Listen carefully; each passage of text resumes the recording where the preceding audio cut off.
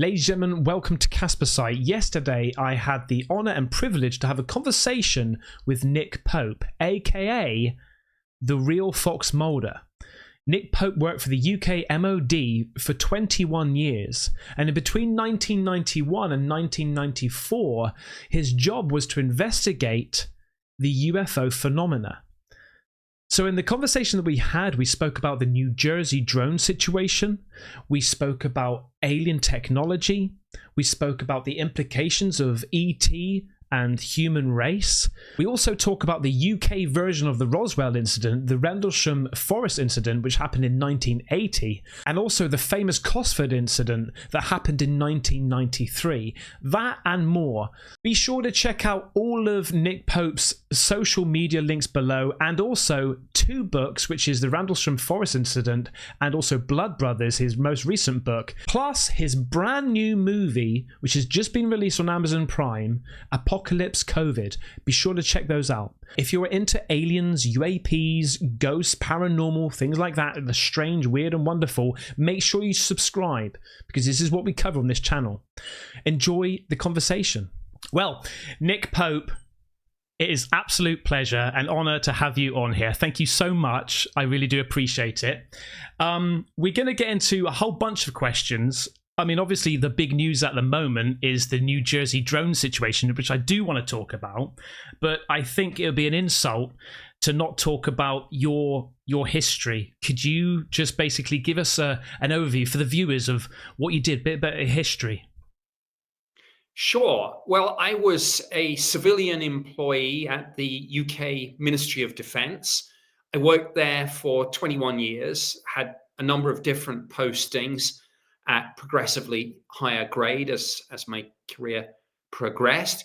But the one that I'm best known for is the one that I had from 91 to 94. And essentially, it's colloquially known as the UFO desk, but sometimes UFO program, UFO project. The technical name is Secretariat Air Staff 2 Alpha, but because that does, yeah, exactly. Typical civil servant kind of, bureaucrat speak. So obviously that's meaningless to just about everyone, even some people in the system, let alone out. Hence, this kind of does what it says on the tin: UFO program, project, desk, whatever. And the job was basically to be the subject matter expert on the topic, to handle policy when defense ministers wanted advice on it, and of course the bread and butter of the job, doing the investigations, but also handling public correspondence, handling parliamentary business, handling media liaison. That was through the press office, but obviously a lot of media interest in this topic. The subject matter expert has to write the lines to take and the key messages. So a whole bunch of different things. So how did you actually come about getting that job opportunity? Quite by accident, really. Right place, right time. The vacancy was just about to open up. I was due for a move. I had worked with the particular manager before during the first Gulf War. People with high security clearances found themselves seconded into the Joint Operations Center to handle the kind of, the duties that we did down there. And I worked quite well with this particular individual. He was the one who had the vacancy. He knew I was looking for a move, and it was just, well, why don't you do a sideways move from one part of the department where I had been into the other part in which the UFO duties were embedded. So did you, when you heard about this opportunity, because it is quite extreme, isn't it? I mean, you must have been quite excited and nervous at the same time, right? But yeah, and I had mixed feelings, to be honest. Yeah. I was quite keen to get out of the particular area that I had been in, which was dealing with a lot of things like parliamentary aspects of military aircraft accidents, but also a lot of visit briefs for senior personnel, that sort of thing. And I'd done that for around about a year, and frankly, I had another year or two to go, but I was looking to get out of it Mm. and wanted a fresh challenge. This came up, but I had mixed feelings, to be Yeah. honest, because part of me, look, every young, ambitious junior manager wanted to get those jobs in the Secretary of State's office. Mm. So those sorts of private office jobs. And UFOs, yeah, it sounded very interesting, but a little bit quirky. So Yeah. at the back of my mind, I was thinking, is this necessarily best in terms of long-term career aspirations? So I wasn't sure about that one, but when it came up, because I'd worked with this particular manager, I felt that, once the offer had been made, you couldn't really step back from that. And so I did it. I did it for 3 years, Yeah. and it changed my life, and it was fascinating. And as it happened, I did get a promotion at the end of that. So kind of that was the concern. You were always trying to get up to the next Yeah. grade. Yeah. So what was the? I mean, so head of UFO department. What does your average day look like? I know it's a huge cliche, but there isn't one. Oh, But really? kind of, yeah, because it's events led. You see, that's the Mm. point. Because the investigations are at the heart of it. So Right. you have a day where several new cases come in, but you might have a day or several consecutive days where no new cases come in at all. We Right. got about 200 or 300 a year, but they tended to cluster. So sometimes you did have those periods. So that's why I say it's events led. But let me kind of construct a day as it might have happened, cobbling together things that really did happen. But you know what I mean? Like a complex character in a drama. Yeah. So I'm not making anything up, but there's a little dramatic license to make it flow Yeah. better. Okay. So I don't know. Get into the office 8 in the morning, whatever it was, and obviously duty staff.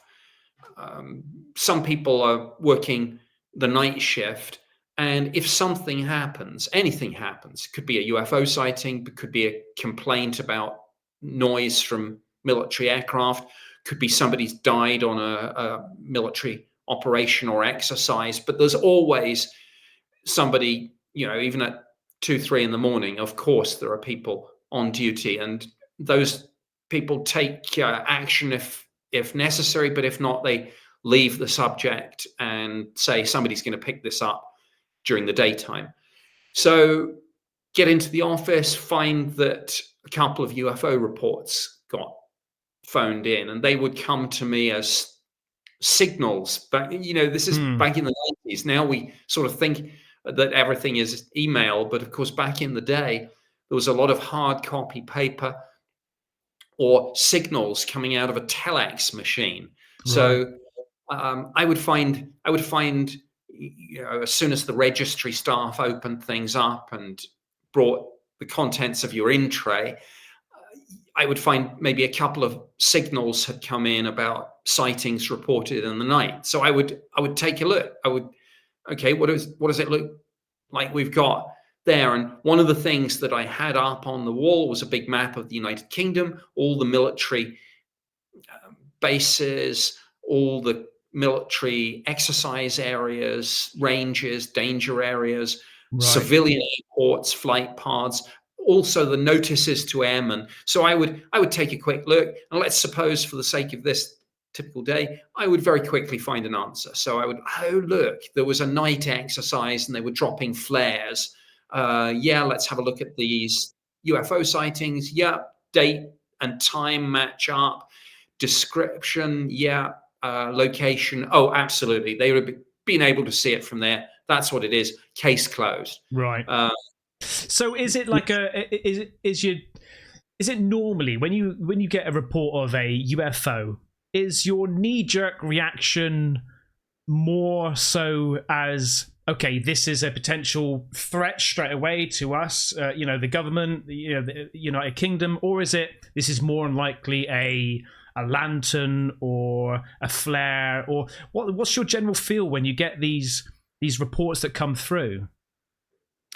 It's two things. Firstly, somebody has done that particular job since 1953. So Right. we had a history, and we had a vast archive, much of which has now been declassified and released. But so historically, we knew that most of these things would turn out to be misidentifications, and the sorts of things. It's bright stars and planets, meteors, satellites, weather balloons, airships. Right. Nowadays, it would be Chinese lanterns, it would be drones, it would be Starlink, those sorts of things. So you go in sort of playing the odds, and you think there's a reasonably high percentage probability that you're going to find a conventional explanation. However, historically also, that maybe a small but statistically significant proportion, call it 5%, won't be explained like that. And then you apply, which you do for everything in the military, the threat equation. People are amazed to learn that there is an equation that defines threat. Right. And threat equals capability times intent. I've heard that before, yeah. Right. The silly example everyone gives is that, well, hopefully it's silly, is that France has nuclear weapons, so it has capability, but it does not intend to attack the UK. Let's hope. So you can say that there's no threat, but the problem arises where you have, in that equation, a nation that has both the capability and the intent to launch an attack on you. So you apply that to UAP, as we call UFOs in government, just as you would apply it across the board to anything, whether it's counterterrorism or whatever. There's a lot of people who'd like to attack the UK, but not everyone has that capability because of where they're located, because of our counterterrorism, counter-espionage, etc., etc. Same with UAP. Threat equals capability times intent. So the things we're really looking at are cases where there's good physical evidence, UFOs seen by pilots, simultaneously tracked on military radar systems, maybe also filmed nowadays on forward-looking infrared cameras. We've seen some of those films out of the United States, of course. Yeah. And again, though this is classified, you'd be looking at things like space tracking radar system at RAF Fylingdales in Yorkshire. You'd be looking at military satellites. Right. So when you have a report that comes through, you mentioned that you had obviously the map of the UK. Did you notice any hotspots in the UK, mostly over like RAF bases and things like that, or was it just a random mess of just reports? It's a really interesting question, and not many people think to ask it, and I'm glad you did, because there is a huge problem with all these talks about UFO hotspots. In fact, there's two problems. Okay. Firstly, nobody or very few people, when they're doing these sorts of maps or league tables, control for population. So right.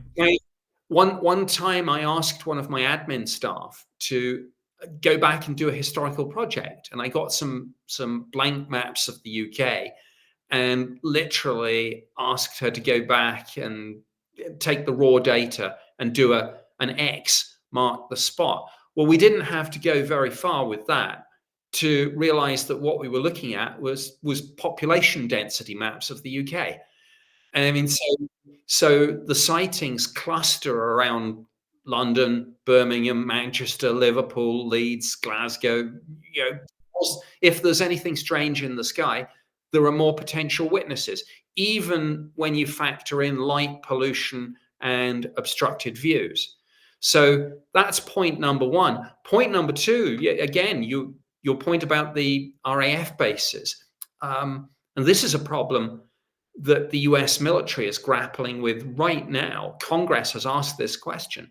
There has long been this suspicion, or call it an allegation, in the UFO community that sightings cluster around nuclear facilities. But the problem with that is that nuclear facilities are proportionately much more heavily surveilled than almost every other Right. area of the country.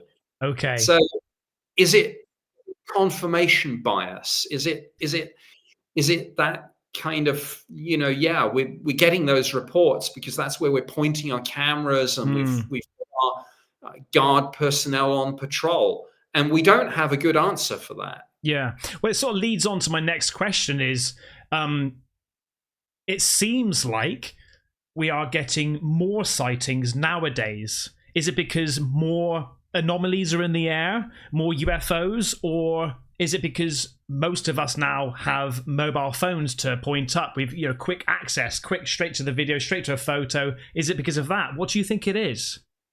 It's largely that latter factor. But also you could say that if you're looking at figures over several decades, population has increased fairly dramatically. So, that's, again, something that if you're comparing sightings in the 50s with sightings now, we've got several million more potential witnesses every time there's something strange in the sky. We've also got proportionally more, probably higher proportion of things that can be misidentified, because, again, there's far more up there now in terms of drones, in terms of Chinese lanterns, neither of which were even really an issue when I was doing the job in the 90s. Yeah. Even satellites, it was much less. So again, that's a factor. But yeah, your point about the smartphones is the big one. There's chronic underreporting of UFOs because a lot of people fear that they'll be either disbelieved and or ridiculed. But if those people, as now everyone carries their smartphones, have photos or videos, they're much less reluctant to come forward, because they'll be like, well, don't just take my word for it. Look, here's the footage I got. But also, I think that I would say there's been a huge sort of leap now, because going back maybe, I mean, I've had conversations with my family members where I've spoken about UFOs and aliens and things like that, and they think, oh, put on your tinfoil hat, Ben, But now you talk about it, it's like, oh yeah, I'm well into UFOs. Oh yeah, what do you think about the ETs and things like that? So I think that stigma is starting to disappear somewhat, don't you think? Very much so. And again, the reason for that, though, it's events led, and particularly in the United States, of course, what we've now got is let's take videos, for example. Ever since the rise of the internet and social media, obviously UFOs have been a big subject, and you can go onto YouTube or anywhere in the blogosphere, and you can find some sort of blurry images of UFOs. But now, authenticated by the US government, you have a number of videos taken with the forward-looking infrared cameras mounted on F-18 fighter jets. Yeah. And you can switch on the TV, or you can go online and you can see a group of people talking about UFOs. And instead of it being the sort of, British UFO Research Association annual general meeting, you'll find it's the Armed Services Committee in the United States Senate having an open hearing. And so, yeah, the stigma is released, because people are now looking at all this and saying, well, wait a minute, we've got military pilots on the record, we've got public hearings in Congress where witnesses are speaking under oath to senators, to congressional representatives, in the armed services committees, the intelligence committees, the oversight committees. And suddenly it's much harder to ridicule that sort of Yeah, thing. absolutely. Yeah, yeah. I want to get into the nitty gritty soon, but I do want to ask you because I would kick myself. You are known as the Fox Mulder of the UK, right? You must have watched the X Files. Did you Yes, did absolutely. did you enjoy it? I did. I should say, and I know a lot of people are a little disappointed to hear this, but real life government UAP work really isn't like the X Files. Oh, sit. Bye, Nick. Bye. Sorry, no running around dark warehouses with torches or guns. No. However, your wife is a skeptic, right? And a A, scientist. a skeptic and a redhead. That's So crazy. he is the real life Dana Scully. Yeah, Yeah, absolutely. yeah, brilliant. No, real life government UAP work is much more headquarters based. It's all about radar data. It's all about intelligence community imagery analysis, resources and capabilities, looking at photographs and videos, that sort of thing. Did you ever work like hand in hand with like NASA? Because when I've been covering UFOs, UAPs, however you want to call them nowadays, obviously I look through comments and stuff, and occasionally, especially on last week, I think, or week before, when Congress was going on, there was a representative there from NASA or ex-employee of NASA. And that gentleman was saying that we need more funding to look into this. We could go into our archives. I just thought to myself, surely, out of anybody that is going to see some crazy things up in the sky, it's going to be NASA, right? What's your thoughts on that? Did you work hand in hand? We didn't, and that speaks to a wider issue about the lack of real liaison between the United States and the United Kingdom on this. Back when I was doing this job, there really was no interface. The Right. British government, we were collectively told. Now, you can probably say, looking back, that was maybe not entirely correct, but we were collectively told there is no dedicated program looking at UAP in the United States. So there, and NASA publicly at the time had no role in relation to UFOs. It's only the current administrator, Bill Nelson, under his watch, that NASA started doing this at all. Now you can say, well, come on, surely behind the scenes, maybe at an unclassified level. And I don't know the answer to that, but publicly at least, the US government didn't have a program back in the 90s. So, no, I did not liaise with the United States government or any part of it like NASA. Because the area that you ran for that amount of time for the UK, was it in 91? Yes, my time on that program was 91 to 94. A number of different people held that post after me. But at the end of 2009, after over 50 years, they pulled the plug. Partly defense cuts, partly statement that no overt military threat had been detected in all those years. I think applying the threat equation, I think, yeah, sure, we weren't hostile, we weren't being attacked, but the capability was there, the intent was unknown. So a lot of us felt that there was a potential threat with some of these UAP sightings until the point that we could explain them away, which with many of them we couldn't. So I think it was a mistake. There are also rumors that effectively the United States kind of took control of the UK program. And now it's interesting, just it's kind of almost come full circle, because now the Five Eyes intelligence sharing alliance, so the US, the UK, Canada, Australia, and New Zealand, do have a UAP working group. And so the UK is kind of technically back in the game, Right. but this is very much US led. Right. Okay. See, I would have imagined that it would have been even more important nowadays, with all of the technology we've got now with drones, like that can easily fly into other planes, into people, into groups of people. Like, I would imagine it would have been just super high up on priority list. I know it is, but to actually take down an operation like that just seems a little bit counterintuitive.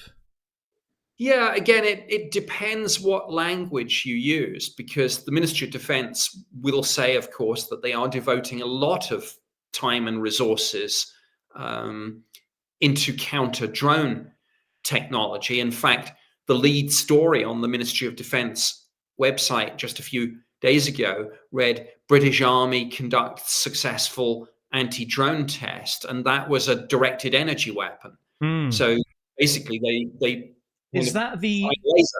Yeah? Is that something to do with the AUKUS? Is it? Yes, I think so. But the point is, if you use phrases like drone or unmanned aircraft system or unmanned aerial vehicle, so UAS, UAV, Ministry of Defense will say, yeah, we're right across it. We've seen in Ukraine, of course, how relatively small, inexpensive drones with little more than a grenade kind of strapped to the underside of it Yeah. can take out multi-million-dollar main battle tanks. Uh, so everyone knows in the military that this is a growth area. But where is the line between a UAV and a UAS and a UAP? Yeah. And, and you can argue it around in circles, because the Pentagon's unit, the All Domain Anomaly Resolution Office, that now have responsibility for UAP, say we will only look at these drone incursions if something is A, unidentified, but B, anomalous in terms of is it kind of performing speeds, maneuvers, and accelerations that seem to go way beyond our own kind of understanding of where the level of technology is. So, for example, recent incursions at Langley Air Force Base, Yeah. Arrow were aware of them, but they handed the investigation off to others because they said this is not UAP, this is UAS UAV. Right. Okay. These were huge, though. Over a space of how many? I think it was 3 days. They were just hanging over the top of Langley, right?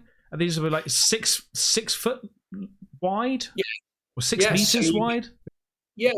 It's hard to estimate something size, particularly at night when it's up in the sky, because you really haven't got a good term of reference, a frame of reference for it. But of course, those sightings over Langley Air Force Base have now kind of segued into a much wider wave of drone incursions that are literally top story at the moment in the US. Yeah, yeah. Well, let's talk about that then, because later on I do want to speak to you about your personal stories, your investigations.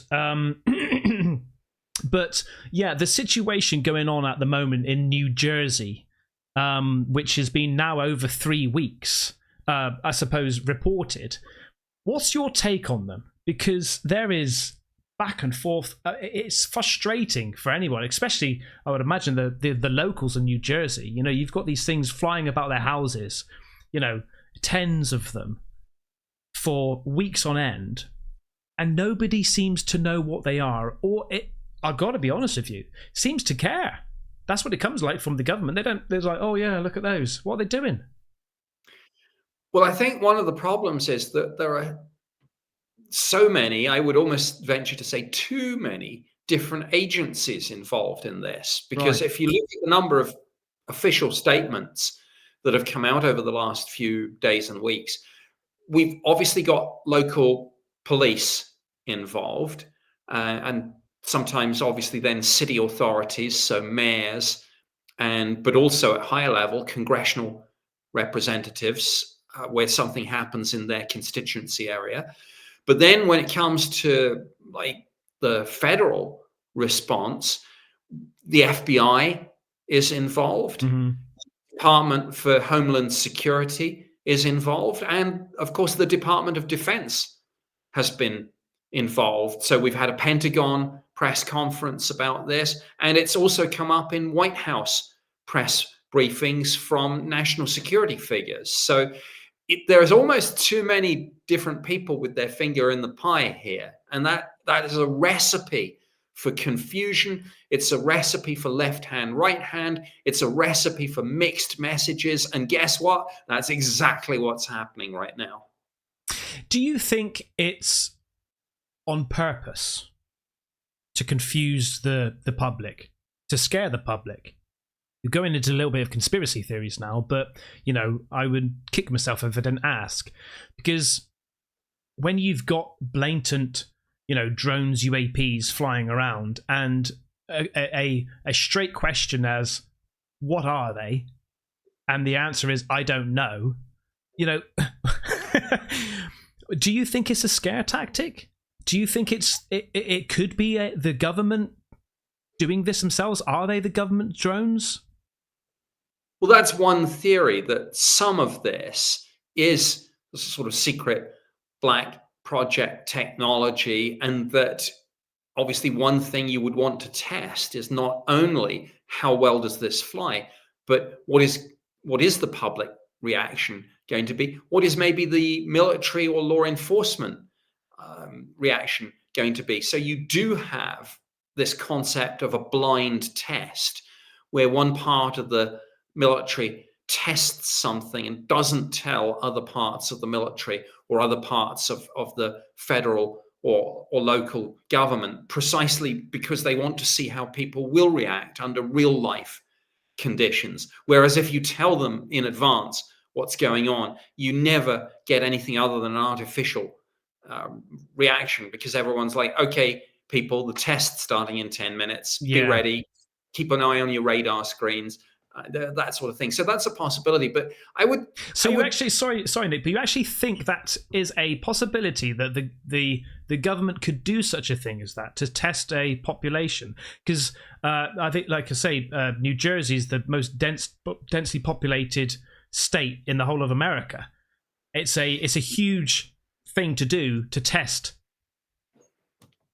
It is, but you want a test. A really good test is under the most real life conditions that you can find, and what could be more real life. But before I go further with that thought, I should say I don't think we're going to find that there's one explanation that fits all these sightings. What I think is that we've got lots of different things going on, and of course that adds to the confusion.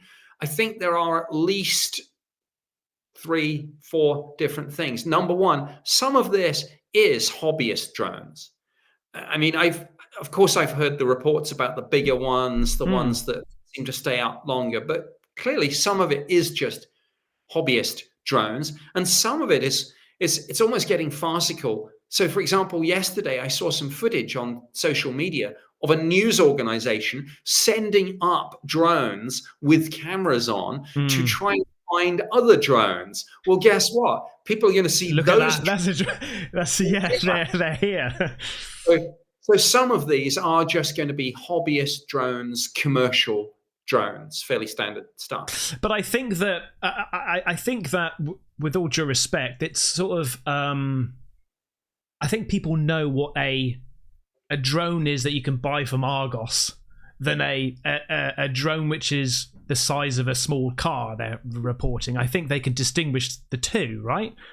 You can if it was on the ground, and you can if it's maybe 10-20 feet up in the air. But if you're viewing it from half a mile away and all you're seeing is a flashing light, then no, you probably wouldn't be able to differentiate them. But just to round out that list, some of this is hobbyist drones and commercial drones. Some of it may be secret prototype devices of some sort, as we discussed, the idea of a blind test. Some of it might be kind of similar stuff, but effectively operated by an adversary. There has been talk of Iran operating drones. I think it's more likely that that's with Chinese technology, but But again, adversary drones is a third theory. A fourth theory is, I guess, UAP, UFO, whatever you want to call it. And a fifth, which kind of plays into all of this, is that just some of this is frankly mass hysteria, and that people are so caught up with this now from the constant 24/7 drumbeat of alarmist news media coverage that any kind of strange light that people see in the sky suddenly becomes, in some people's mind's eye, one of these mystery drones. And what do you think is the explanation where the reports of them going out into the ocean, fishermen, people in aeroplanes actually seeing and recording these glowing objects going out into sea, going into the water, coming back up, going back over to New Jersey? They are transporting back and forth. What do you make of this?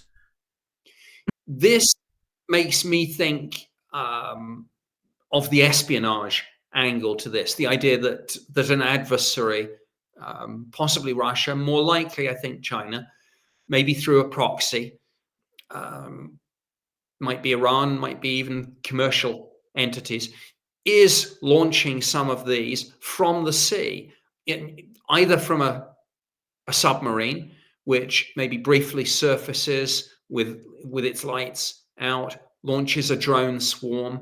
And you hear a lot recently about AI-controlled drone swarms. And a lot of people are saying China is way ahead of us on this. So that's one possibility. Or off a commercial vessel of some sort, being, one of these neutral flags, flag of convenience, but really somewhere amongst the crew, there's an officer with the Chinese Communist Party, and it's all maybe espionage, because some of these objects have been seen over military bases. We discussed Langley, but some over critical national infrastructure, and of course there's a lot more talk these days when people talk about the Third World War about critical national infrastructure, and how if you took out just a handful of communications nodes, for example, you would effectively kind of blind the entire military apparatus, take out a few key satellites with an EMP pulse, take out a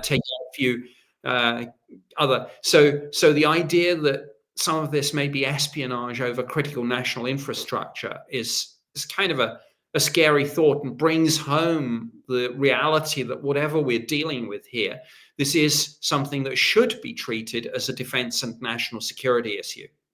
So if that is the case, then it seems like you're edging towards that as the reason of what these things are, right? Yes, I think on this particular occasion, looking towards China as opposed to Zeta Reticuli. Yeah. So the purpose of that then would be, that's a threat, right? Okay. So therefore, then, I mean, I would imagine that these drones, UAPs, are breaking numerous laws. Why aren't they just shot down? Rules of engagement are very complicated, stray into classified areas where I can't go into too much detail. But Nick. What I can say at an unclassified level, though, is that it's much harder, not in terms of the technology to do it, though that can be tricky, because some of these things are still much smaller than a conventional aircraft and not necessarily putting out as much heat. So things like heat-seeking missiles don't necessarily work. It's not so much the technology, though that's a factor. It's more the kind of the circumstances under which the use of lethal force might be authorized. And when I say lethal force, what goes up must come down. You talked about the population density. Well, if these things are flying over the heads of the public, you can't just say, let's shoot one down. No, yeah. You end up killing United States citizens, and that's, so you've got yes, there are circumstances where you can shoot, and you know I won't go into too many details, but an obvious one, for example, is if the military felt that something was, you know, not one of ours, and we need to see what this is, and it's over the open water, Mhm. and it's safe to do so, not firing off a missile where it might then, Yeah, you know, yeah, something divert else, but somewhere else. Yeah. firing with your machine cannon or something. Um, uh, you know, in those sorts of circumstances, yes. And again, if it was over a sparsely populated area where there's a military base and you're pretty sure this thing is right overhead, you might, for example, like that British Army test the other day, use an EMP pulse Mhm. to try and bring one of these things down. And now President-elect Trump basically put out a statement yesterday saying to the military, kind of effectively, put up or shut up. Stop misleading the American people. If this is nothing, fine, but if it's something, shoot them down. Mm. Obviously, he meant in a safe, controlled Yeah. way. But that is a debate that we are now having in the United States. Yeah. So when we go back to Langley, then surely where these things, I mean, you can time when to take something down. You can clear an area. Propose to say, okay, this one here has been here for 3 days. Not moving. We can take this one down, but it just doesn't seem. It seems like a huge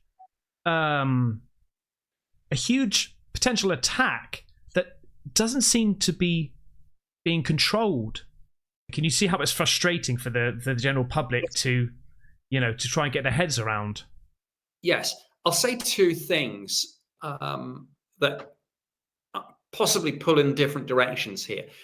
Number one, absolutely take your point, and agreeing with you that it would make sense to do that. I will predict that, in fact, one or more has already been brought down, and that the authorities simply aren't saying so because it's classified, and that might be something as simple as not wanting, if this is Chinese, not wanting the Chinese to know that we actually have one. Keep them guessing, make them Yeah. think it crashed over the ocean or something. But I wouldn't be surprised if one is sitting at a military base somewhere. Well, I've actually covered a couple of videos, one yesterday and one today, where a drone has actually crashed last night somewhere. I can't remember the on the M1846, I think it was, something like that. Literally, fire engines, police all around it. But on the previous video that I covered, now obviously this is just hearsay, it's a TikTok video. But a lady said that she saw one come down. She went to the location. There was police cars there, but no crash site. This thing had just disappeared. Is this something in your job role? If you came across something like this, which was talk of the town, this is a UAP crash site, would your first point be take it, remove it, don't say anything? Yes, Right. Absolutely. If we had a precise location, it would. I would actually treat it the same as a military aircraft accident, Right. which, as I mentioned, is something I know a little bit about. So, number one, number one is obviously see if there are survivors, and make sure that you render assistance. But in terms of the crash, obviously, one of the first things you do is you locate the precise site, and then you send people and you establish a cordon. So you cordon it off, no entry for the public. Then you recover whatever it is and you take it to a secure location. So absolutely, that is what I would do. But let me just finish the point I was going to make, because I said there's two things pulling in opposite directions. One being, I bet we have actually brought some of these things down and do have them in an aircraft hangar. Arguing almost against that, the other way, I would point out that the United States at the moment is in a very kind of interesting little constitutional situation because of the United States political system. obviously. The election has already taken place, which President Trump won, but his inauguration will not be until the 20th of January. January, So yeah. you kind of have this kind of dead duck kind of scenario where the Biden administration is kind of winding down, then without wanting to make it too personal, but obviously there are some question marks over the degree to which Biden is actually engaging at all because of his age, cognitive state. So for that reason, but also just the timing that we're between the election and the inauguration, the United States is in a bit of a state of flux at the moment. And again, I have to say that's something that adversaries are aware of and are doubtless trying to exploit because, if you're going to do an operation, hopefully just intelligence gathering and nothing more than that. But if you're going to do any operation like that over the continental United States, this is the perfect time to do it. Not when the new president, who has a reputation as being a strongman, is sat behind the desk. Yeah. And this might be an odd question. I mean, probably a lot of these questions today are going to be odd. But why are these drones, do you think, in New Jersey only really visible or seen at night? And also, apparently on Thanksgiving, there was none. They disappeared. Can you explain that? Firstly, I think it's almost human nature. And I lived for a year in Manhattan, so and obviously went to New Jersey on several occasions. I mean, this is a New York, New Jersey thing, but I think it's a human nature thing. People tend not to look up. Right. During the day, everyone's going along head down. Often they're on their smartphones these days, or they're listening to music on a device. They're on their way to like work, to take the kids to school, to do the grocery shopping, whatever it is, and people don't tend to look up. But at night, if you're out and there's a light in the sky, that I think you do notice a little bit more. Let's go back a little bit now, because you've actually you've got two, I would say, huge stories that I really want you to talk about. It's the Rendlesham forest incident. Talk me through that, because I would say it's the biggest one in the UK. Would you say? Very much so, yes. It's sometimes been called Britain's Roswell. That's right, yeah. It wasn't a crash, but this was December 1980. So, of course, it was before my time working for the Ministry of Defense, but I inherited the file. I, at one point, did a cold case review of some of the data that we had, radar, radioactivity. I'll get to that. But essentially, this was 3 consecutive nights of activity in the county of Suffolk, in Rendlesham Forest, which lies between two United States Air Force bases at the time, Bentwaters and Woodbridge. And so most of the witnesses were military. They included the deputy base commander, Lieutenant Colonel Charles Holt. On the first night, something landed, and security police and law enforcement personnel went out, saw a small craft of some sort in a clearing in the forest. It was there for a few minutes, then it took off vertically, cleared the treetops, and accelerated away at high speed. What was good about that is because this thing landed and it was December, the ground was quite hard and frozen, but there were indentation marks. And this just shows you, in a way, how heavy that thing was, right? Exactly. The deputy base commander estimated that the object weighed several tons, and they literally, it sounds a little bit low tech, but again, it's kind of a MacGyver thing, I guess. They went out and they got some plaster of Paris. Oh yeah. It up, and they poured it into these indentations so as to get a kind of mold I guess, of whatever the I don't know what you would call it, the strut, the landing leg. Yeah. Yeah. And those I've seen one of them. So How deep is this thing? How deep is the indentation, do you think? it's a few inches. It's Wow. That's yeah. because like Yeah. the ground gets solid in the winter, right? Oh, yeah, absolutely.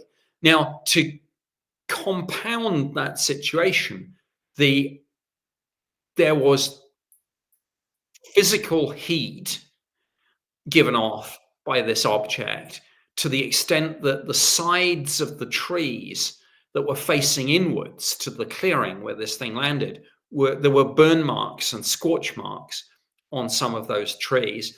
And again, some of the bark and some of the sap was forensically analyzed, and then this has started a few conspiracy theories, even in the Ministry of Defense, was spirited away by the United States Air Force. Actually, the senior US general in Europe took personal possession of some of this stuff. Right. But also not just physical heat that caused these burn and scorch marks, but radioactivity levels. So they took a Geiger counter out there, and they found that the radiation spiked in those indentations. And all of this is recorded in the now declassified Ministry of Defense file, which states that the radioactivity levels, and what I'm going to say now is a direct quote, seemed significantly higher than the average background, unquote. Because, of course, there's background radioactivity everywhere. Yeah. Because it depends on geology. And but this was higher by about 6.6%. Right. Okay. That's I do beg your pardon. It was 6.6 times higher. Times. Right. Okay. I was going to say because 6%. That's quite a budge, but 6 times. Yes. That's huge. Now, still not at the time. The disaster preparedness officer who went out there had his I think these little dosimeters that people are supposed to wear, and then when they change color, you get the heck out of there. Oh, yeah. I know what you mean. So the levels at the time were not high enough to trigger that. But in subsequent years, some of the witnesses who got closest have had health issues that they attribute to this. And again, we'd have to do a 4-hour podcast to kind of get into all the details of this. But suffice to say that the fight for compensation and answers from some of these witnesses involved at least 2 United States senators, involved the Veterans Administration here in the US, and involved the declassification of a highly classified British intelligence assessment that I was legally able, because it had been declassified lawfully, I was legally able to get that to the lawyer who was representing some of the witnesses alleging health issues. From the radiation. This intelligence assessment that I mentioned, which I was involved in setting up, but I had left by the time it was out. It was not an assessment of Rendlesham. It was an intelligence assessment of UAP across the board, the phenomenon. Right. Just as you might do an intelligence assessment on Russian aircraft production capacity or something. We decided to do an intelligence assessment of UAP. Right. But tucked away in the final report, which at the time was classified secret UK eyes only, there was a line where it said that the Rendlesham incident was a case where it might be suggested that witnesses were exposed to what they termed UAP radiation. Again, that's a direct quote. For longer periods of time than normal. Now, I was surprised that got declassified. Yeah. But I was very pleased it did, because it enabled me, as I say, lawfully, then to go to this lawyer who was doing hundreds of hours of pro bono work. His name is Pat Frasconia, um, and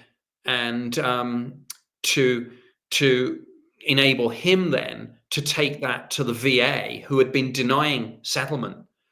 Right. But once they saw this document, they were like, okay, we'll settle. And I should also name check the woman in Senator McCain's office who was instrumental in a lot of this. Her name is Cheryl Bennett. And Okay. again, Cheryl Bennett in Senator McCain's office and Pat Frasconia, the lawyer, they're the real heroes of this story. I was able to play a very small part in just getting that critical declassified intelligence assessment to them so that they could then get a settlement for the guys. Yeah, yeah. Wow, that's amazing. But I want to just go back regarding the information that you were able to see. When you said that the trees were burnt, right? Obviously taking swabs and things like that, you usually are able to determine what fuel started that. What was it? Was it just pure heat, or was it, is there any sort of petrol fumes or anything like that, substance that caused this? I'm not even sure if I am able to say whether this was beta or gamma radiation. Right. Sometimes with questions like this, I forget what's been declassified and what is still classified and what's been blacked out and what hasn't. So I'd better park that thought. But your question is absolutely the right question. Is, well, what kind of heat? What kind of radioactivity? Yeah. Absolutely. But I actually did see. Was it? I made a note. Charles Holt. Okay, so this thing returned, didn't it? Yes. It returned 2 nights later. Actually, on the 2 consecutive nights, not much is known about the middle night, except that at least one military personnel at the base was very much traumatized by something that happened and had to be sent back to the United States. That's all I'll say on that. Right. On the 3rd night, yes, it came back. It was more like a repeat of the first night, though nothing landed on this occasion, so far as we know. And yeah, the witnesses included the deputy base commander, Lieutenant Colonel Charles Holt, and like I say, he saw this thing himself. He saw it in the sky, performing incredible speeds and maneuvers. He said it was like it was performing a grid search, the way it was moving around. At one point, he said it was firing a narrow beam of light down. He took a team of about half a dozen people into the forest. He said this beam of light hit the ground, like, I don't know, just a few feet in front of them. And he said, looking back on this, he asked himself, was this a weapon? Was this a warning? Was this communication? What was it? He does not have an answer to that question, but he said that whatever this was, clearly it was under intelligent control. And there was subsequently almost the last thing that happened on these 3 consecutive nights was that light beams from the UFO penetrated the weapons storage area. And it's alleged that some of the ordnance, shall I say, I'm choosing my words carefully, Yeah. was affected in some way Wow. by this. Obviously not detonated, Yeah. but maybe switched off, maybe scanned. Nobody knows. But when Wow, that was, that's crazy. yeah, and when it was happening, again, Colonel Holt and his men were looking back at the base, seeing this. from where they'd come from. And some people at the base said, yeah, we saw it. It was tracked on radar. Some of the people at the control tower were out watching it. At least 2 people said, yeah, we were tracking it on the tower radar. I forgot to mention that on the first night, Heathrow, I mean, just civilian radar network picked something up. Also, the military radar network picked something up. In US parlance, this is a bogey. And they said, yeah, whatever it is, stopped directly over the base. Jesus. But he also said, I actually did watch a snippet. I'm talking about Charles Holt here. He said that finally the thing blew up into into white balls of some sort of white material and and then what? I can't remember what he said after that. Can you remember?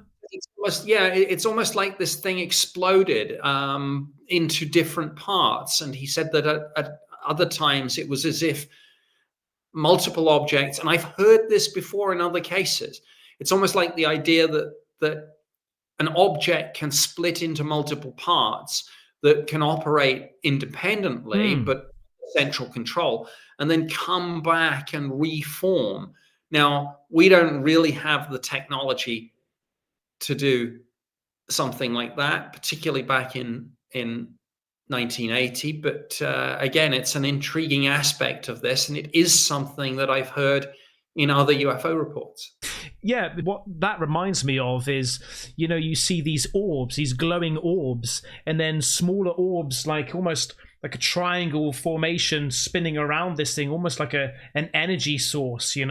I've seen these things start to, create crop circles. What's your thoughts on crop circles? Is that something that you would just totally dismiss, or is it something that you take quite seriously? I had to look at it because, of course, some people said there was a connection between crop circles and UAP. I have to say I was pretty skeptical. Mm-hmm. I still am. I know it's alleged that some of the formations, that the stalks are bent without being broken. Mm-hmm. I've also heard it alleged that there are changes at the cellular level that you find in some of the formations that you wouldn't find from the crop immediately outside if it was taken as a control sample. Obviously, I'm not a scientist, but my wife is, and I know the scientific method. And frankly, until and unless that was written up in something like Nature or Scientific American or something like that, I am yet to be persuaded by that. But yeah, I kept an eye on it. So would this might be movies going into my head now, but wouldn't you, if there was a situation where you needed to look at some specific crop circles, and wouldn't you be going there physically and taking samples, taking this these bent stalks and analyzing them? Did you do that?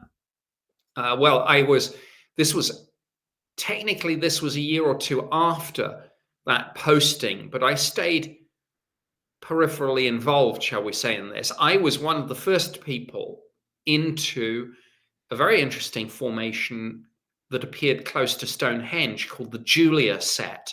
Oh, really? And the Julia set, this must have been 95 or 96. Again, it's been a while since I thought about this, but yeah, I was one of the first in there, if not the first. But we had to be hugely careful. Don't forget, I say don't forget, we haven't really covered this, my apologies, but it had been Ministry of Defense policy for decades to play down our interest in UFOs. Right. I mean, if we had been caught this is why I kind of had to do it in a semi-private capacity. If we'd been caught taking material from crop circles and getting it analyzed, the next thing that would have happened would have been a member of parliament would have tabled an emergency question, and the Secretary of State would have to come to the house to explain why we were doing this. And guess who would have gotten the summons and got the mother of all telling offs? Well, me. But the thing is, this is what you said earlier about, all these fingers in the pie. Why not let you? Why not let you have full reign of what you need to do? Yeah, in an ideal world, that's exactly what I would have wanted. I didn't want to do this kind of cloak and dagger, play it down thing, but because of the political embarrassment, the problem is going back to this capability times intent, threat equation.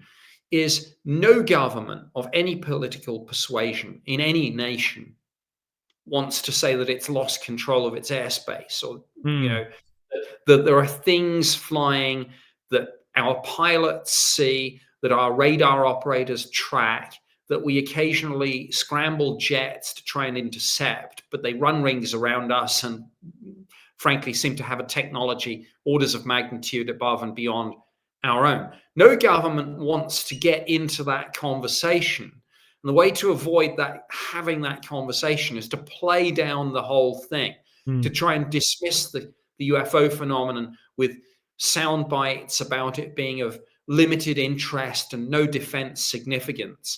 So if I'd been caught, in a kind of wheat field in Wiltshire with test tubes of stuff, taking it back to Ministry of Defence main building, yeah. Did that frustrate you? Yes, of course. Yeah, absolutely. And did you feel? Go on, carry on. Sorry. Yeah, because why not be honest about it and say, look, we're the problem came because the UFO program is embedded in the Ministry of Defence.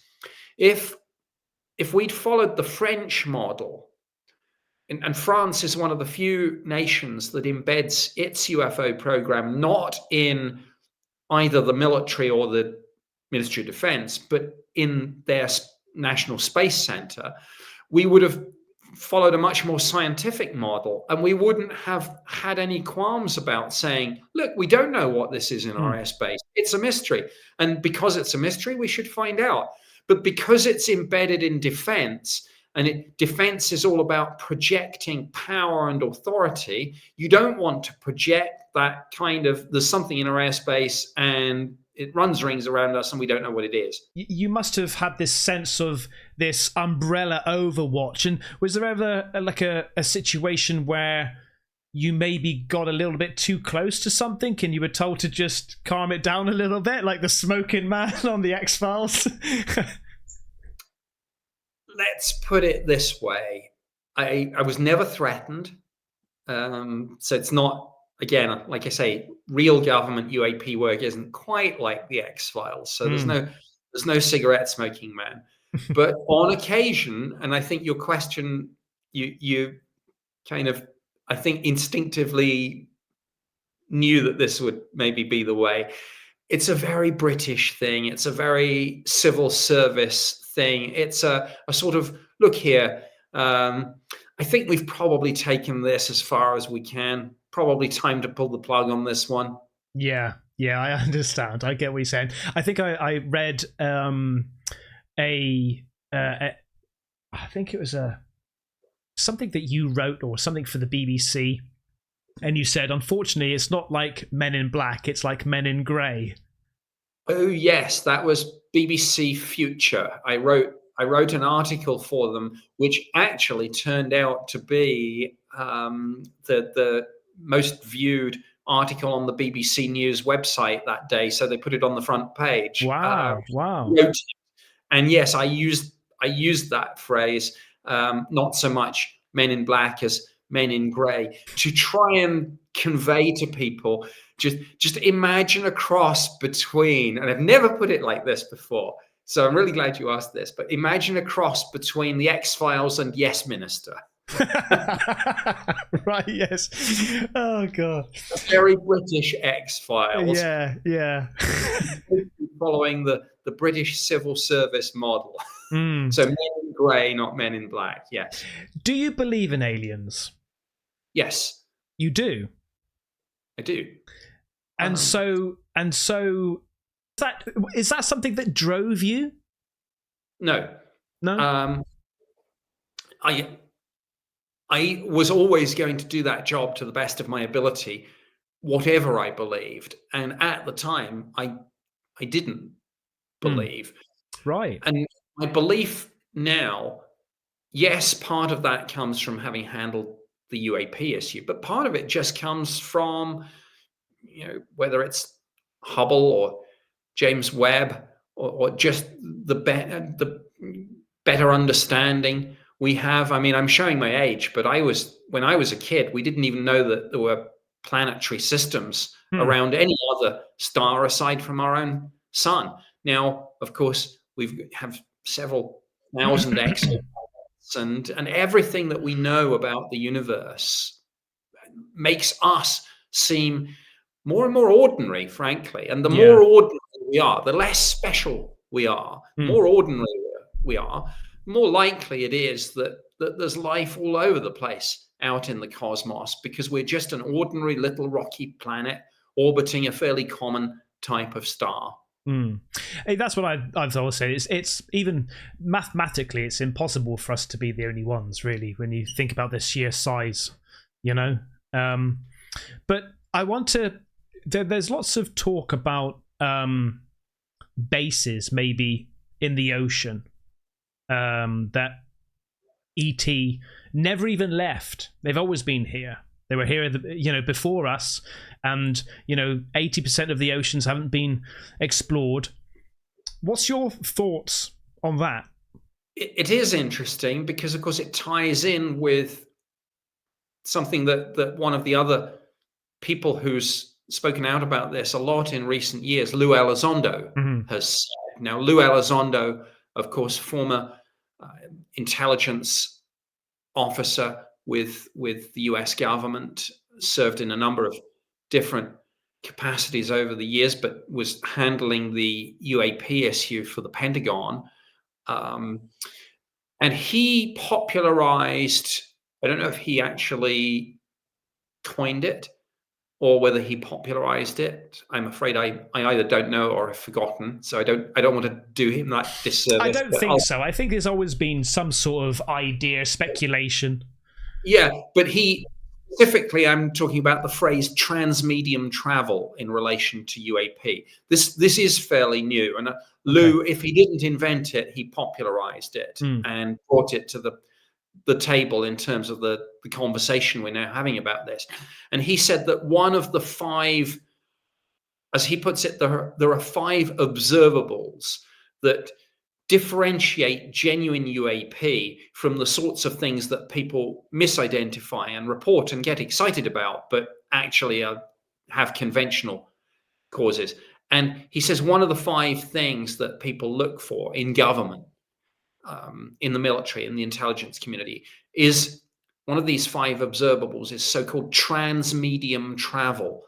The apparent ability of these objects to move seamlessly from the air to the ocean and vice versa, but also from the atmosphere out into space.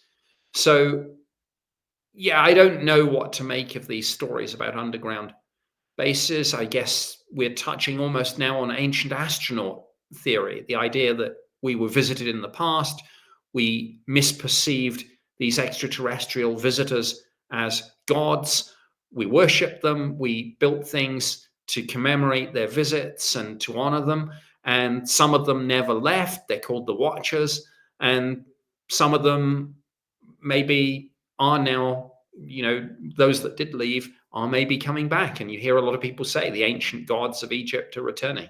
Yeah. You hear some people say. You do hear people say that. I mean, it seems quite believable.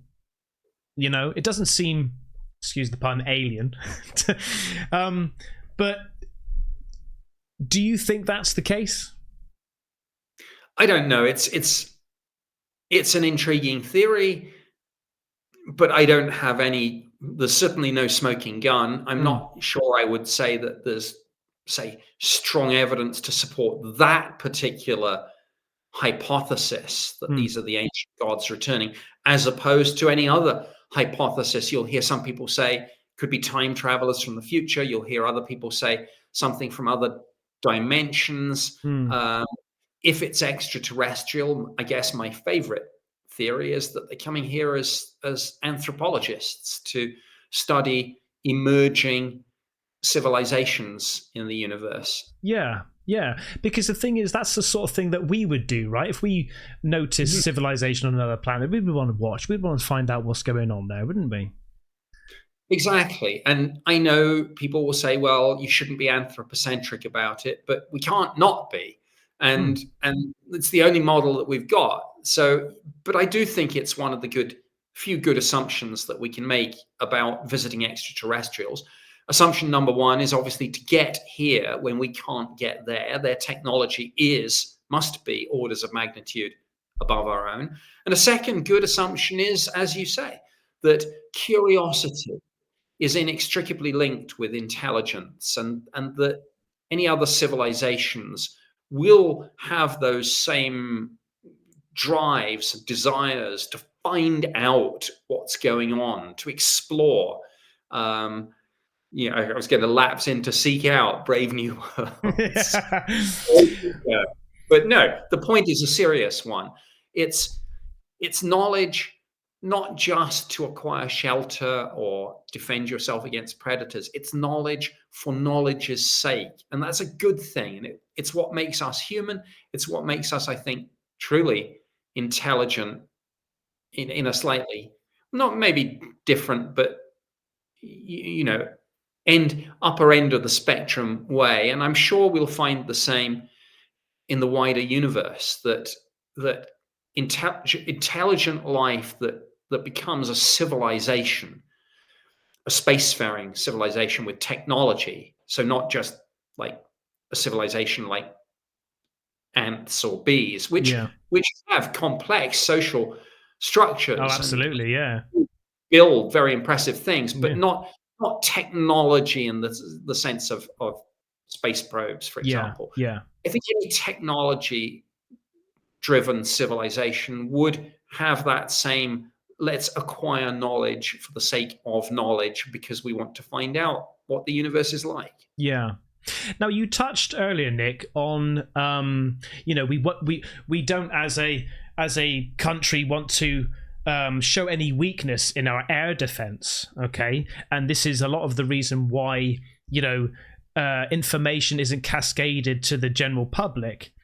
One of my theories, also entwined with that, is now we're going heavy into the extraterrestrial life forms now, and UAPs being alien with alien tech, the implications that it might have on people's religious side of things. Actually opening up and saying yes, aliens do exist. Are they maybe protecting us with that side of things, protecting our religion, our views?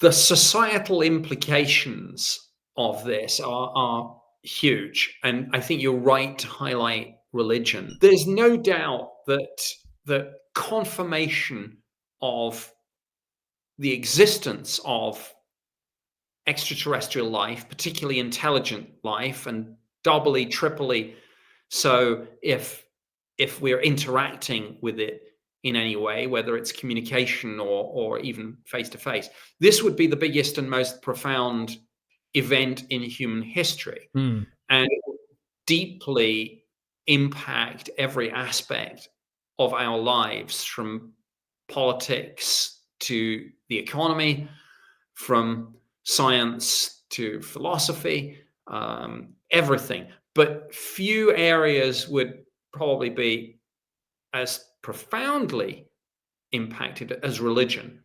And clearly, the major religions, well, the minor ones too, but in terms of impact, Mm. the major ones would have to somehow deal with this.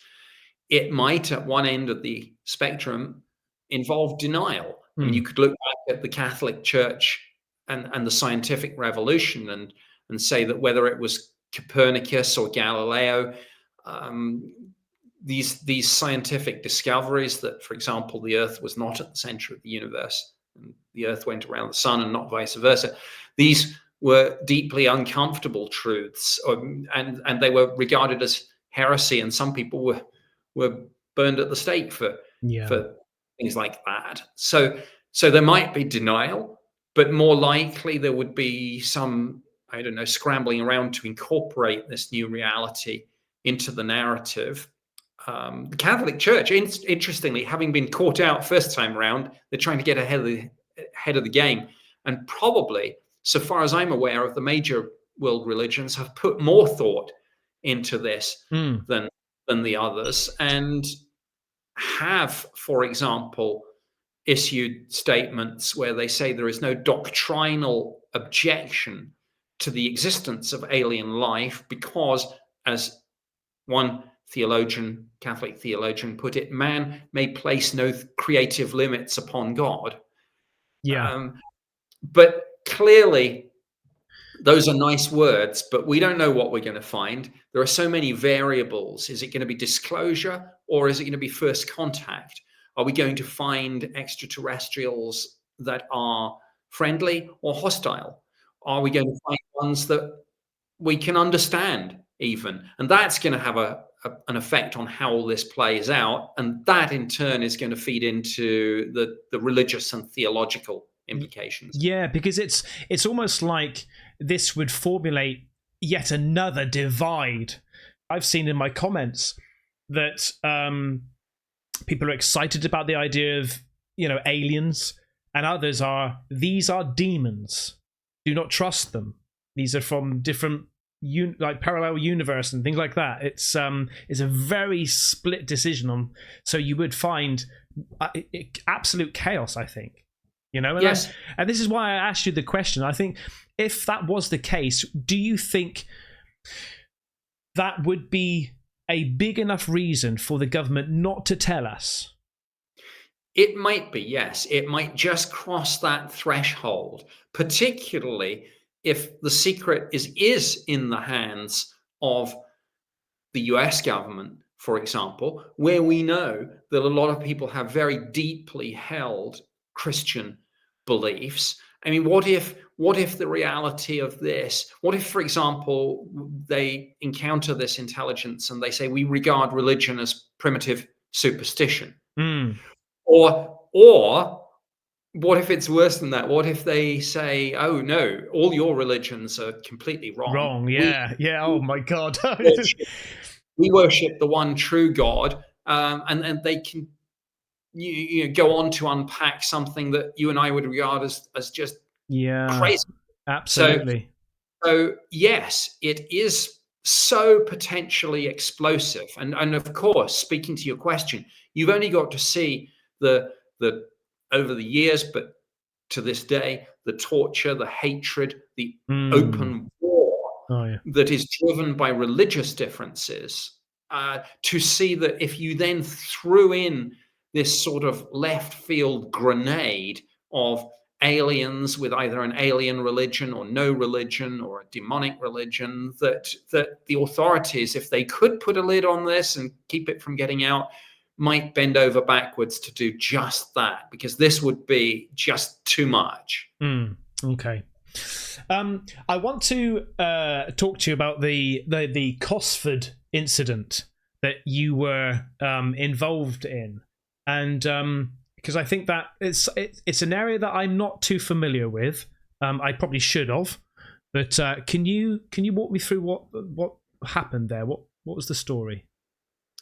This was almost slap bang in the middle of my posting, and it was a wave of sightings that took place over a period of about 6 hours, late on March 30th and in the early hours of March 31st, 1993. I think this incident suffers by virtue of the fact that nobody likes second place. It's like, there's only room maybe in people's minds, or certainly, not the deep specialists in the UFO community, but the general public that look at this. It's Yeah. like in America, yeah, we've heard of Roswell, but we probably haven't heard of the second most famous case. Well, the Cosford incident is probably the equivalent in the UK. Yeah, people have heard of Rendlesham Forest. Yeah. Oh, Cosford. But yeah, March 1993, 6 hours, wave of sightings, dozens and dozens of witnesses, lots of police and military. One witness who was, I think, leading a group of scouts on an evening hike saw a huge craft which he described as being, he said, imagine two Concorde aircraft kind of Yeah. glued together. Jeez, that's huge. Yeah. What? Some of the witnesses reported these craft going very, very slow, or in some cases hovering. Some people reported vast speeds that seemed, again, significantly higher than even military fast jets. And some of these witnesses were military themselves, retired Air Force pilots, that sort of thing. We had police officers, military police at RAF Cosford saw this thing fly over the base. Meteorological officer at RAF Shawbury saw this. There was a military cadet who said he was going back home after an evening of drill or whatever. He said suddenly he heard what he thought was a motorcycle, and he looked around, didn't see anything, then realized the sound was coming from the sky. He looked up, he saw one by one the stars disappear, and he thought, it's cloudy. And then he looked again, and he suddenly realized he was underneath this huge, silent or nearly silent, apart from this low frequency humming sound, which he first thought was a motorcycle. He was underneath this huge black triangle. He said the size, and I've heard this before, both in the US and the UK, people talk about some of these things as being the size of a football field. Yeah. Robbie Williams has got a story about it. Yes. You know about that, right? I do. Yeah. I actually met Robbie Williams. Oh, really? At a UFO conference. Never, really? Because he's fully into it, right? There's a picture of me and him in the sun. They got hold of the picture and because it was a big story that he'd been to this UFO conference, and he discussed some things with me, and he stayed involved. I'm not in touch with him anymore, but he stays involved with this subject, I believe. So does Sean Ryder. There are lots of celebrities who are interested in UFOs and have seen them in the US. Demi Lovato's interested. Keisha is interested. Tom DeLonge, of course. Blink-182 is interested. So this person then it hovered above him. He saw these stars disappear. He realized it was this thing, size of a football pitch, and then what happened? Then it went off at high speed. And I had exactly the same from the meteorological officer at RAF Shawbury. This was later in the night than this cadet. This was maybe about, I don't know, 2 or 3 hours later. But he said he saw this thing. He said it was midway in size between a C-130 and a Boeing 747. He said, again, low frequency humming sound. He said it was deeply unpleasant. He said it was like getting too close to a bass speaker at a rock festival or something. Like resonates through the body, yeah. Mm-hmm. So exactly that. I remember when I listened to Robbie Williams, relay that story, and what I thought he was describing was the TR-3B. What's your views on this TR-3B? Is it government made? Is it alien? What is it? There have been these sorts of rumors. People talk about TR-3B. People talk about, going back to the 90s, I remember the whole debate over Aurora, which was supposedly a secret hypersonic prototype US aircraft. Right. Some people say this is just cutting edge terrestrial technology. Some people say it's aliens. Some people say it's stuff that we've somehow back engineered because there have been crashes. I don't know the answer to that question. I'll be honest with you. I don't know. But what I will say is that, yeah, these sightings are out there. And just to finish the story of the Met officer, he said that this thing was moving really, really slowly, maybe 30, 40 miles an hour, firing a narrow beam of light down at the ground. Again, just like Colonel Holt said with the Rendlesham case, low frequency humming sound. He said suddenly the light just went off, although he said in a very unusual way, like the light wasn't behaving as light normally behaves, kind of almost hard to put into words. And then he said suddenly from this very slow speed, this thing accelerated away to the horizon, like whoomp, in an instant. And he said, Nick, he said, I've been in the Air Force 8 years. I have never seen anything like this before in my life. I interviewed him over the phone while it was still fresh in his mind, probably at about 8 or 9 o'clock the following morning. So it had really only taken place about 6 hours before I spoke to him, so as to get his contemporaneous account on the record. Maybe I'm exaggerating. I don't think I am. I think his voice was still shaking as he relayed to me. And I've heard that reaction before. And he said, yeah, I've never seen anything like it before in my life. And yeah, so we launched a full investigation. Long story short, no explanation was ever found. Of course, we said to the Americans, we didn't have much liaison, but on something like this, we talked through the embassies, and we said to them, look, is this one of yours? And they said no. And then they asked us, did we, the Royal Air Force, have something that we were flying over the US? And so the implication was clear. They were having their own sightings. Oh, and I forgot to mention one thing. When he said it accelerated away so quickly after a virtual hover or very low speed, no sonic boom. And guess what? That's another one of Lou Elizondo's 5 observables, the ability to accelerate through the sound barrier without generating a sonic boom. So is this something that uses some revolutionary propulsion system or technology that we don't yet understand? I don't like the phrase a new physics, but maybe a new understanding of physics. That's absolutely incredible. That's incredible. I know you're tight for time, so I would love to invite you back at some point, because I would like to talk about reverse technology. You know, Bob Lazar. I would like to talk about the tech, the Tic Tacs, the TR3Bs, a little bit more, even Project Bluebeam. I would like to talk about.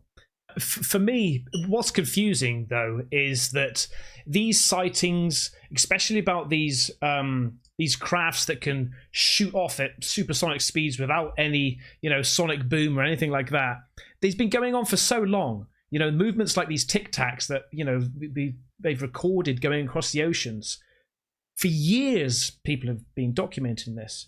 If this is tech that people are either testing out or have got, why are we seeing then, say there are other countries that have got this tech, why are we seeing then old tech like the Harrier jump jets and the F-16s? Why aren't they just using these? Sure. Yeah, you can look at aerospace technology and you can say it runs somewhere between 5 and maybe 15 years ahead of what's publicly declared. So yeah, sure, you'll have something like the stealth fighter. It will have been test flown. Sometimes, mainly places like Area 51, but sometimes a pilot will see it and report it. And yeah, it's great. The military probably would prefer you to report it as a UFO as opposed to someone say, hey, I've seen America's latest aircraft. But eventually it comes out. So the question is, well, if Rendlesham Forest way back in 1980, 1980. Yeah. that was our set, where is it? Yeah. Because we don't have anything that can do that now. There's And so many questions. So many questions. another case that I didn't really get time to talk about, but you mentioned Tic Tac. So Yeah. we've got these films. The British government had a photo of a diamond-shaped craft taken at Calveen near Pitlochry in Scotland in August of 1990. Yeah. Again, like the Cosford incident, we had a back and forward with the Americans over this. Is it yours? No. Is it yours? No. Is it somebody else's? And we never kind of got to the bottom of that. But that's a great photo. That's one of the other British stories. There are some other stories. I mean, the British government has declassified over 60,000 pages of UFO documents, quite a lot of which I wrote, by the way. Nice. And many of these files and documents are now available at the National Archives, so people can see them online, or they can go in person and see some of these real life X-Files at Kew in London suburb. So Brilliant. There's some fascinating material out there. And of course, I was just going to say, you actually named the Cosford incident, didn't you? I did, and I probably annoyed RAF Shawbury by choosing Cosford as opposed to Shawbury. Maybe there are some people there saying, "Hey, it should be the Shawbury incident," but it's kind of a thing. It's the person that gets to take the lead gets to pick the name, and that was me. So, yeah. So just finally, then, what have you got coming up? Have you got anything interesting coming up? I'm sure you have. Goodness, I have. I do. At the moment, I'm right in the middle of. Obviously, we discussed it earlier. This wave of sightings over New Jersey and but wider than that. And so I'm doing a lot of TV news interviews. I'm also one of the I guess the best known TV show that I'm involved with is Ancient Aliens. Wow. My dad loves that. Oh, yeah. It's great. Well, I'm one of the lead contributors on that. And we're filming a new season right now. So there'll be new episodes coming out in 2025. There is a live show, Ancient Aliens Live. It's a 90-minute stage show. We've done about 80 of these at different cities all around the United States. We're taking a break now for Christmas and New Year, but we come back in 2025. We've already got, I think, 13 new shows scheduled and more to come. And just to show that I don't do only UFOs, I look at some other interesting stories. My latest film, which I scripted and then filmed, so I'm the person narrating it and speaking to camera, is called Apocalypse COVID, and it's about how we got almost every aspect of the pandemic response completely wrong. Wow. And why this is important, not just in terms of loss of things like children's education and civil liberties, but it's important because if we don't learn the lessons of the last pandemic, we won't be able to apply them successfully to the next one, which history tells us inevitably will hit, whether it's bird flu or whether it's something else. So Apocalypse COVID is my documentary on the failed response to COVID, and it got its world premiere at an event called Hereticon that Elizabeth and I both spoke at, and it is just out literally in the last few days, I think, on Amazon. So Apocalypse COVID is my current project. Oh, congratulations! How long did it take you to film that, to put that all together? That's really well done. It was. I mean, I started, I guess, work on it almost as soon as the pandemic started, because of Right. course data were coming in on things like attack rate, case fatality ratio, things like that. But then at some point, I just had to get my head down and script it, and that the script, it was over 12,000 words, so that was a lot of Heavy. work. Yeah. Um, and then, but the actual filming, or my bit, I had to do all that in one day. So we had to load up the 12,000 word script, put it on an auto cue teleprompter, and I had to kind of sit in front of a camera and read the whole thing. Obviously, all the rest of it, all the post production, Yeah. all the video clips and stills, that was done afterwards. But my filming was done in a day. But yeah, this was a, I'm passionate about UAP, and it's a fascinating story. But I'm passionate about this story as well, because it again, it touched almost everyone, and it's an interesting, in one way, it gives us a good model for disclosure. And Mm. I know I'm mixing subjects here, but if you think that disclosure would be something that would upend our lives, and to a lot of people it would be something that came suddenly and unexpectedly. Well, COVID, looking back in our lives, is maybe the best model for something Mm. which just one day it was just this strange news story about a new respiratory disease Yeah. coming out of China, and next moment, bang, lockdowns, masks, vaccine mandates, Yeah. school closures, It was and everything. like you say, it was, it was even that there was a lot of, do we trust the government? Do they know something we don't? They know where it comes from. They know how to fight it. This is an experiment. It was all up in the air, wasn't it? Yeah, and Accusations going everywhere.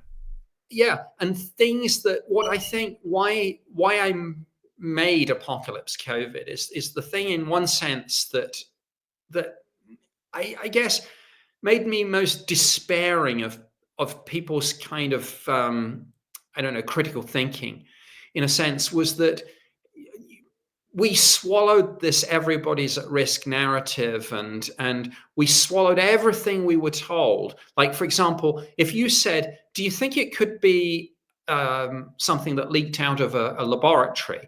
Because it does seem an awful coincidence that this happened so close to the Wuhan Institute of Virology, where they were studying exactly this, respiratory diseases that made this zoonotic leap Mm. from animals to humans. And if you asked that question, you were shouted down, and people tried to dismiss you as some crazy right-wing conspiracy nut job. And now, if you go onto the website of the Office of the Director of National Intelligence in the United States and read their assessment, it says, we don't know. Some parts of the intelligence community think it was natural emergence, and others think it was a lab leak.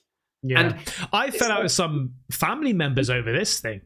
yeah, people were thrown off Twitter, as it then Yeah. was, using phrases like lab leak and natural immunity, and saying, what about Sweden? And people suddenly found themselves cancelled and deplatformed and Mm. things. Now we know a lot of that alternative narrative was true. Yeah. Yeah. Well, what I'll do is I'll leave that link to the Amazon video. I'll leave that link down below, and also you've got a book, haven't you? I've got several books. My last book was actually, again, I'll only give you one link, okay? well, I'm joking. my last book, just as my last film, has nothing to do with UFOs. Straight documentary on the pandemic, very serious, very sciencey. Everything in that documentary is sourced from either scientific studies in the Lancet, or material on the website of the Office of the Director of National Intelligence, the Johns Hopkins Institute. It's all scientific papers, official studies. So just as my last project was nothing to do with UFOs, my last book was nothing to do with UFOs. It's called Blood Brothers, and it's a thriller about special forces and intelligence folks going after a terrorist cell. Right. Okay. Well, look, I'm going to leave all of your links, okay? Because I think I owe you that at least. Because this conversation's been fantastic. I really do appreciate your time. I'm absolutely buzzing, with the excitement of this conversation. Thank you so much, Nick. I really do appreciate it. Best of luck for the future, and I'm sure we'll have a conversation at some point again. Thank you. I've enjoyed this chat, and it certainly took us to some really interesting places that I hope people watching will find fascinating.